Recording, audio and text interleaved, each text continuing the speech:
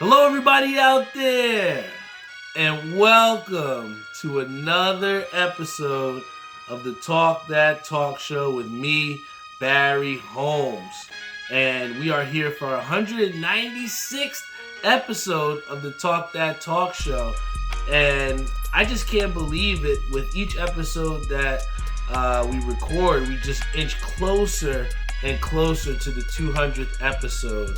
I want to give a shout out to my boy Alvin, who reached out to me over the week, and he's definitely one of my good supporters. Big shout out to Robert Brantley Jr., who is also one of my supporters as always. But I want to give these two a big time shout out because, for one, Alvin has been someone that I feel as though when we talk about support, and it doesn't always have to be monetary. I think that Alvin embodies that because I can't tell you how many times I've asked him, well, not asked him, really, I haven't asked him at all, but, he'll go out on his own and just share our posts, share and wear his merchandise. And it goes the same thing with Rob Brantley because I was on the phone with my boy Jeff Lee, big shout out to him.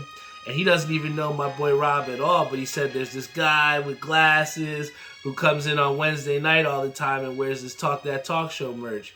And it's dope because, for me, I obviously love, selling people my merch and having people rock it.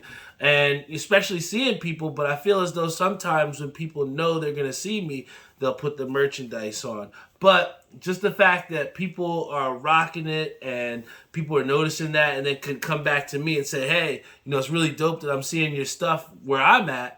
It just really validates the reason why we continue to do this podcast, why we continue to make merchandise and, just try to push a brand that's, black owned and self-made. I can't tell you how many times, I've thought about over these past, couple episodes about just the general appreciation of this process.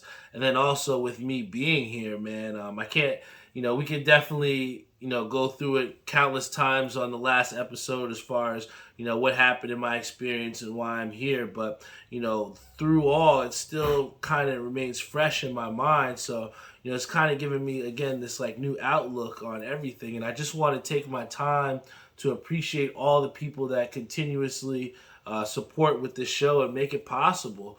I think that another thing that I want to shout out too is that, with me rocking my merch and rocking my brand, it's something that you're constantly seeing me, outside of work, at work, just constantly wearing Talk That Talk Show hoodies and shirts, merch, whatever. And it's so funny because you'll be surprised at the amount of people or, the people that kind of like what your design looks like. And it brings the next question of what is Talk That Talk Show? And I was at the store 2 days ago, and this girl was very nice, super nice. She was like, "Is that your podcast?" And I was, just sparked this, real quick conversation of, hey, this is my podcast, this is our Instagram, if you'd like to follow. And it was just so funny because I've had so many conversations with Tim in the past as far as, and it's always good to have friends around you that kind of push you in the right direction and push you to do positive things. And Tim's one of those people that, I do truly appreciate and who goes out of his way to make dope merch for me.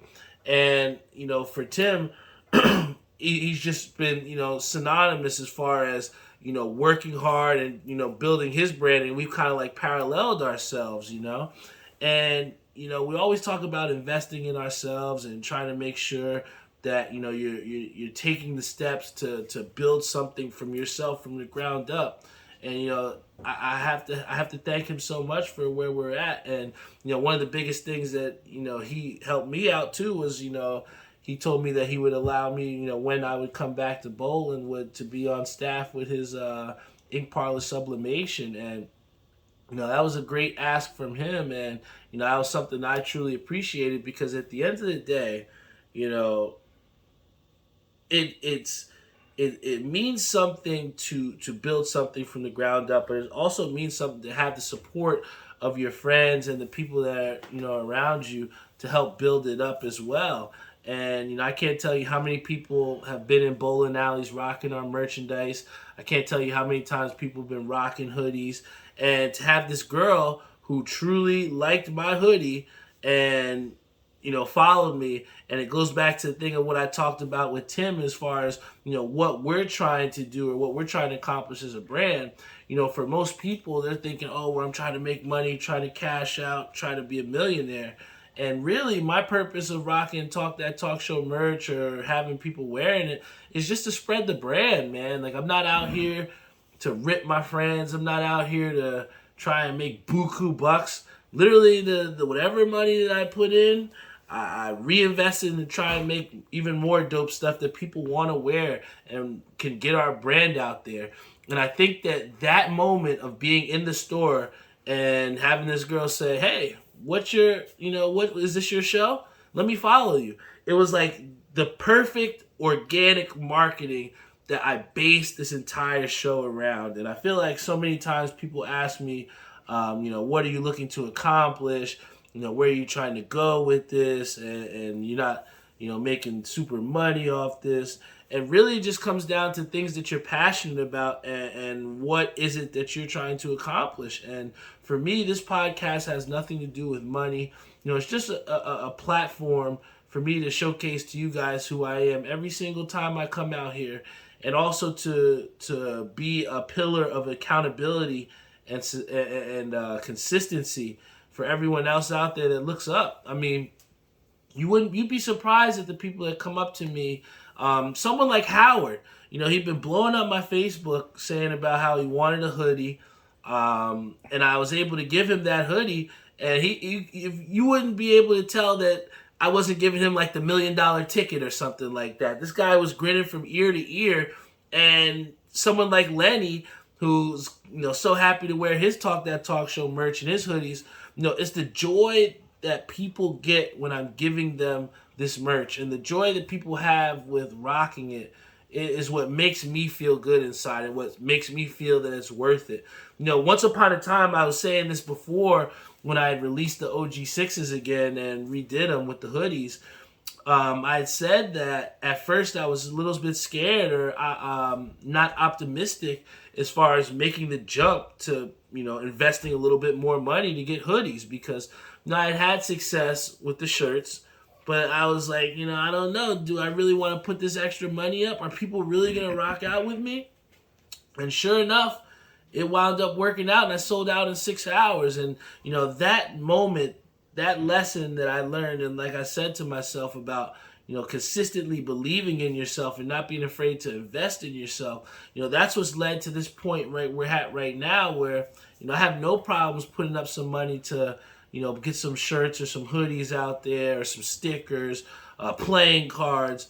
I've gotten so creative. We even have a raffle going on as far as what someone could potentially do with the brand. So I definitely wanted to shout out all the people that have supported me from day one, from episode 1 leading all the way up to this episode 196.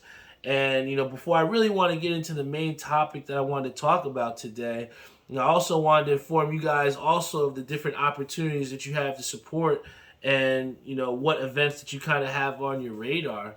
And first and foremost, we have the deadline approaching for our Mets outing, the first one of the year. It's going to be May 1st. Is going to be the game against the Atlanta Braves, a 1 p.m. start time. If you haven't been to a Talk That Talk Show Mets outing, it is absolutely fun, a blast. We have a great time, always have a good group.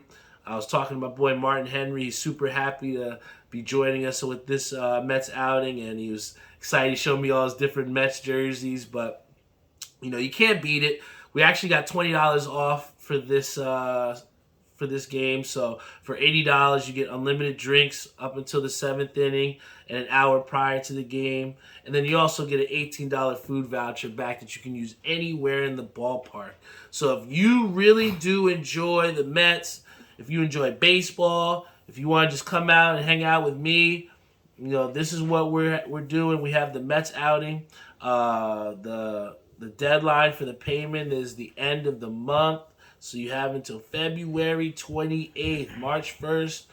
Yeah, let's go March 1st. You have until March 1st to get me the $80. You can reach out to me on Facebook, and we can get you on board there. But it's also one of my favorite events to do. And at first, another thing, I was afraid at first to invest money and put the money up and say, okay, am I really gonna do this? Like, am I gonna get people to go on board? And we had a great time with 15 people last time. We're gonna be bringing, I think, three more new people this time. So we're gonna have, I think, 18 so far. So that's an event that if you would like, and if you want to come join up with us, these are some of the things that I'm going to be looking to do beyond just Mets games, but setting up these events outside of just the recorded podcast, because I truly do enjoy interacting with you all, not just on the show but outside the podcast. And this event is one of those dope engagement events that you guys can join up with. And then also, for those that don't know, we just released our OG6 hoodies. So if you are if you're looking for a hoodie, a Talk That Talk Show hoodie, now would be the time. I got 2XLs, I got XLs, I got larges, I got enough. I know we sell out all the time, but my intentions here was not to sell out.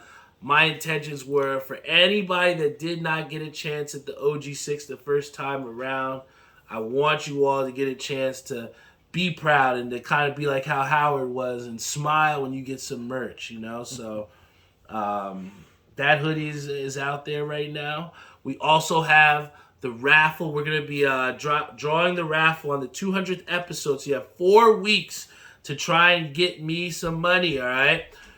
You could Cash at me, Venmo me, or whatever. It's $1 a raffle ticket, $20 max. And if you win, you have the potential to create the next colorway for the Talk That Talk Show hoodie. So whatever colorway you want, this will be your design, and I will put it in production, and we are going to make that hoodie as the next Talk That Talk Show hoodie. So, guys, we got some great things planned up ahead, but it wouldn't be all possible without you all, man. I wouldn't be creative. I wouldn't be spontaneous. I wouldn't be motivated if it wasn't for people like Jonathan Hunter. I'm so happy to see him on board because his podcast with his brothers was something that I looked forward to, and I hopefully can see some new episodes from them coming up soon. But, again, we just try and motivate people and show people the way through our own actions. And I think that a big part of that is the ability to take advantage of opportunities that come your way. I think that in the past, my priorities might not have been aligned the way I wanted to where I could have taken advantage of certain opportunities. I think that, when I look back, it's hard for us not to think about things that you could have done differently or ways that you could have affected the outcome a little bit. But we're in the process of not looking back. We got to always look forward and see the potential in ourselves and continue to push forward. And I think that in taking advantage of opportunities that come our way, we have a phrase in bowling where it's like, if if you stay ready, you don't gotta get ready. You know what I'm saying? And I think that part of us being able to be and stay ready is just being mentally locked in. And when you have something that you're passionate about, when you have the right people around you, it's very easy to stay motivated, and it's also very easy to be productive. And for me, as far as the things that I want to accomplish, I feel like there's, not exactly a direct path, but in a way I'm still forging, my own pathway towards what my success wants to look like. And I think that for advantages and people that take advantage of those opportunities, it's a huge understanding of the time that we have. And I think for me personally, I've definitely been proud of seeing some of my friends in the hat game. And, we talk about taking time off or potentially taking yourself or removing yourself and taking some time away to reevaluate and things that was going on. And with me personally, my Cat Master B hasn't been something that's been on the forefront of what I've been doing. And, I've still been seeing from afar, what some of my friends have been able to accomplish. I've seen a lot of people have been making some dope drops and, kind of bridging the gap to where we've seen resellers just on lines and now they're in the back creating.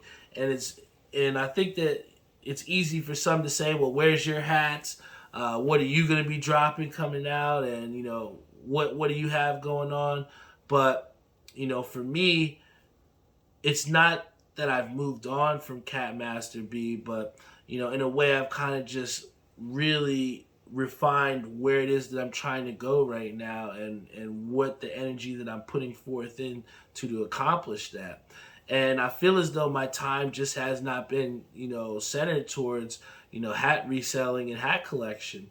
And it's okay. And I feel like at times with us as people, sometimes the things that we're passionate about and sometimes the things that we may want to be passionate about can fluctuate.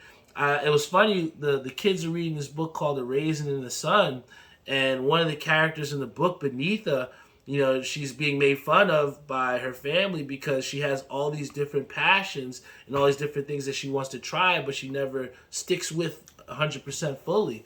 And I think that there's a good balance of that when you have that in your life where, you might like something, but you want to try something different. And, that's where I think that kind of where I'm at right now, where, I'm really 100% invested in this podcasting. I'm 100% invested in my job. I'm 100% invested in trying to get a different job.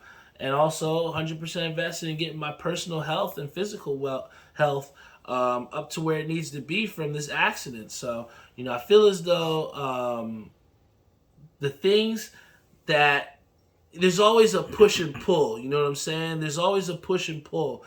And for me trying to, get back to where I need to be personally and mentally, it's kind of, in a way, pulled me away from the hat game. But, I only say that to say that I see the things that my friends are doing, and I'm super happy for them. I think that when you see things from afar happen, but you're not involved with them, it's natural reaction to be like, oh man, I wish I could be a part of that. But, you have to be happy for those people that have supported you. And for me to see, those guys having the success that they've had, going to different hat stores and having the releases that they've had, it's something that I'm super proud of them for. But at the same time, I understand where I'm at and where I need to go. And right now, my energy hasn't been put in there.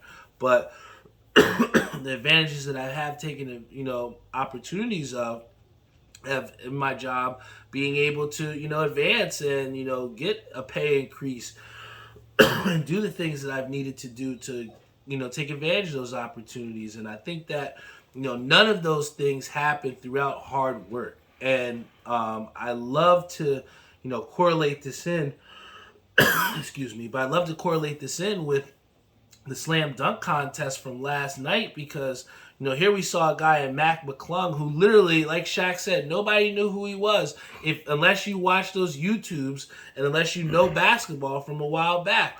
And McClung is this guy who, kind of has had his own little way of forging his own path. And he started out in Georgetown. Didn't have the success that he wanted in Georgetown. Transfers to Texas Tech. Doesn't get drafted right away. Takes the D-League route. And, really has tried to earn his stripes. And, was destined to be the first the first G-League player to go and, compete in a slam dunk contest. And I think the funniest thing is seeing Shaq go up to him and saying, hey, nobody knows who your name is. Go out there and show them who you are and don't miss any dunks. And I think that that's something that McClung did, and I hate to say, bring up race, but, when you look at the most athletic and skilled of dunkers, white people are not the people at the forefront that you would expect to be those excellent dunkers. And it made for a great storyline to where you have a McClung who is looking just as much as dangerous as a 6'9" guy who has the wingspan of I don't know how, and really just took advantage of his moment. McClung's life will never be the same again. Sure, he had his YouTube sensation. Sure, he made it to the G League. But his life will never be the same again because of the fact that he took advantage of an opportunity that was put in front of him. And I say this to say that in the same accord, here you have someone like a Jericho Sims who is not on a G League contract. Here you have a Jericho Sims who does play somewhat minutes in the NBA and doesn't have that chip on his shoulder in a way that like Mac McClung has. Mac McClung can do what he did at the All-Star weekend, have the great slam dunk competition that he did, and still not play a minute next game. That could be a potential option. But here you have someone in Jericho Sims who has had success, who's played his way onto the roster, has done great things, had an opportunity to be the second Knick in a row to win a slam dunk championship, and he just didn't take advantage of it. This man came out with this stupid-ass elbow dunk that nobody liked, and then goes and tries to do another variation of the same stupid-ass dunk. I think that when it comes down to the dunk contest, and one of the reasons why it hasn't been successful in years past is because the fluidity and the creativity of the dunks have been lacking. And what we saw from Mac McClung was a professional dunker. And what I like about what Mac McClung did here was that every dunk that he threw down just seemed to be with such force. I had a conversation with Savion about, those dunk contests between Dominique Wilkins and Michael Jordan. And a lot of people would think, how would this power dunker, beat Michael Jordan? And what did he do? Through power. And that's what I think gave Mac McClung those edge, was the fact that all those dunks that he did were like no doubters. It wasn't, nothing funny. Everything was rim shaking, rattling, and just fluid, powerful dunking. And I think that, again, to have the opportunity that Mac McClung did, take advantage of it, and now propel his stardom, it's the perfect definition. I think it's the perfect, theme that I wanted to embody with this episode, because so many times people get into that elevated state or they get to that platform and they fail. And how many times do you fail and you don't come back because it's too hard? You don't want to go through that process again to feel that failure that you might very well feel. And that's why I think it's so important, like someone like a Damian Lillard, who had been into the three-point contest before, but didn't have the results that he wanted. So he went out again, balled out, and took the championship, the three-point contest that he wanted. You know what I'm saying? And I think that for most people who have this failure, they might not want to come back because they failed on the biggest stage. And I feel for people like a Kevin Huerter, who's a great three-point shooter, but didn't even score double digits. I feel for Julius Randle, who couldn't wait to take his jersey off and put his street clothes on because he was such a fucking poor, terrible performance in the three-point contest. I hate that, certain people will have opportunities that we'll never get a chance to do. Pops will never shoot in a three-point contest. I'll never get in a slam dunk competition. And I feel like a lot of these athletes that have those opportunities or have those decisions, blow them away because they simply just don't care, don't want to do it, or, aren't invested enough. And it's a shame to those people that really want to be in those positions. They could have really got a better three-point shooter in there than Julius Randle. They could have 100% gotten a better person in there than Kevin Huerter, who couldn't even shoot worth a lick, And it just sucks to have these people that waste those opportunities, And I think that, someone like Damian Lillard, who didn't have the success, comes back, gets the dub. That's the whole embodiment of persistence. It's going to be a hard road to get to the place that you want to go. Mac McClung's road is still not finished. I'm sure he doesn't want to be known as just a dunker. I mean, look what that did for Derrick Jones Jr. I think his name is for he won the slam dunk a couple times, played for the Heat, but we don't really hear too much from him. All he's known is a dunker. And I think that from the Mac McClung's success at Gate City in Virginia, kind of paralleled Zion Williamson in a little bit as far as where their success was at the time. I remember 3 viral basketball players when Mac McClung was really doing his thing. It was Mac McClung, it was Zion Williamson, and it was Julian Newman. Those were the 3 viral basketball players of our generation that really captivated people as far as what they did. And then if you want to take it further back, there was another guy by the name of Seventh Woods who was absolutely ridiculous, but when he went to UNC, didn't exactly live up to his name. Then another guy, I forget what his name was, but they used to call him the street. I think it was like the street sweeper or something, because whenever he was playing, the street crime in Baltimore went down. Somebody can fact check me if they can put the name of that, what his name was. I can't remember, but he was a short little guy, like 5'8", 5'9", but these guys took advantage of those moments that they had in viral history. And again, to have Mac McClung elevate himself from that viral sensation of basketball stardom, dunking, to then being the first G League athlete to be in a slam dunk competition, to then winning that, I think he put a lot of people on notice. John Morant's kind of pushed away the notion of doing the dunk contest, but, how sick would it be to have someone like a Mac McClung go up against a John Morant? Can he motivate someone like a Zion Williamson to enter the dunk contest? Can he get maybe someone like a LeBron James? I mean, a boy can only wonder, right? But, oh, there we go. Tori says Akil Carr. Thank you. Akil Carr was the Crime Stopper. That's what they would call him.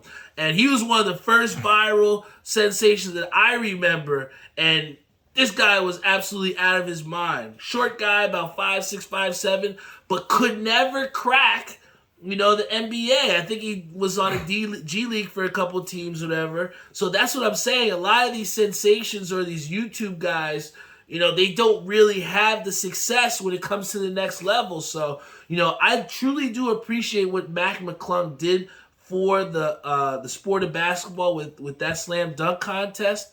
But, when it all comes down to it, he still has a long road ahead of him. And that's what I think another thing that we can kind of take away from Mac McClung's performance, that even though we have this high point, or even though we have this level of success, there's always something more, or there's always going to be something that we're going to have to try and strive for. Here, my father could have been like, fuck it. I got 2 300s. What do I need another one for? But he's still motivated, comes out and shoots his 3rd 300. Even though he didn't think it was sanctioned, we find out later on that it was sanctioned, So that was the goal for him, and he's still not hungry. He was so upset at the tournament because he's like, damn, I shot 780 something. That was my 800. So even in a situation where my pops was super happy about getting a 300, here he was still upset because he didn't shoot 800, And it's that type of motivation that we need as people to not only achieve our goals, but push past those goals and achieve more status. I mean, my boy Bones Brims has been someone that's been a staple of consistency and persistence. He hasn't let people take no for an answer. Now his pins and his brand is known throughout the country. So again, the work that you put in will represent the results that you get out of the work that you put in. So you cannot go out here and expect to go and achieve these high feats like win the slam dunk contest like a Mac McClung did without putting in the work. If you listen to his post-game interview, one of the things that he said was, I'm not surprised by this. When you materialize this, or when you think about this in your mind. Manifest, I think that's the word he used, was manifest. When you manifest this, then the results don't become surprising to you. And I think that that's what we have to kind of take away from all this, is that when you put the work in, the results will not be surprising, all right? And that is all I have for you here, guys. Like, anything that you want to do, you got to put the work in. And that is why people consistently seem to be in successful positions, or why they're giving themselves opportunities to make the most of them, because of the fact of the appreciation for the time that they've put in to achieve this goal. And that is what is necessary, is the hard work and persistence to not only achieve your goals, but to shoot higher and to strive higher. I remember, one of the things that, me and Say were constantly talking about was, building our own thing and having something that, we want to, do. And not to quote the good book again with A Raisin in the Sun, but one of the things that one of the characters was talking about was like, why aren't you listening to me? And she said, because you're not saying nothing new. You say the same things, but you're not putting forth the actions to represent those words. And even something like a book like that can kind of humble us and kind of reaffirm to us that, like, damn, how many things have I said that I was going to do that I haven't done yet? How many objectives or how many tasks did I give myself that I didn't prioritize time management with and I haven't got done yet? So I think that there's a lot of ways and a lot of different things that we can draw from to help us with our own thinking and the perceptions that we get from different things. But ultimately, nothing is achieved without, the hard work. You can't skip the process of putting the work in. And that's what I think McClung represents. And that's, what better person to then go through the journey of trying to be an NBA player. Like, his job is not done. But when you look at the background of coming from Georgetown, transferring to Texas Tech, going to G League, putting forth the work in G League, to now taking advantage of the highest stage for dunking, to now get yourself a new opportunity to where he's on contract with the Philadelphia 76ers now. I think that's a big lesson, whether you're white, black, purple, whatever. It's something that's very important to people to understand, man. It doesn't matter who you are. Don't give up on your dreams and put the work in to make them a reality. Thank you guys so much for tuning into the Talk That Talk show.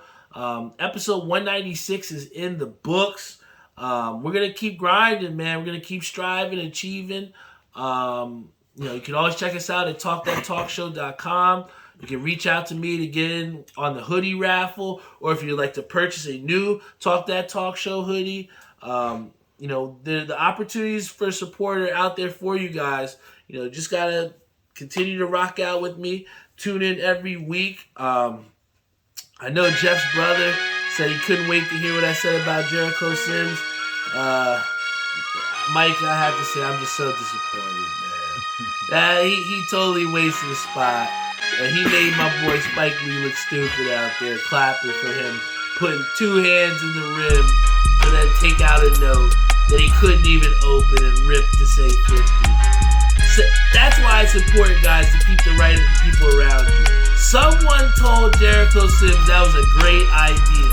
Someone was in his ear and was like, yo, you should totally do the mailman like that, man. And not just do one dunk like this, but yo, what if you put two hands in there? Someone was really out there and told this man that was a great idea. And that's why, again, it's so important to keep the right people around you. You do not want to put people in a position to where they're trusting you and you're just bringing them down with those bad ideas, man. He shouldn't have gotten the score he got. He shouldn't have gotten it. It was a very generous score for doo-doo dunks, but again, take advantage. Don't be Jericho Sims, alright? Don't be Julius Randle, okay? When you have an advantage and when you got an opportunity, just do it, man. Just follow through with it. Go all out. Go guns blazing like my pop says, Don't just go through the motions. And that's all I got for you guys. I love you all, And I'll see you all next week.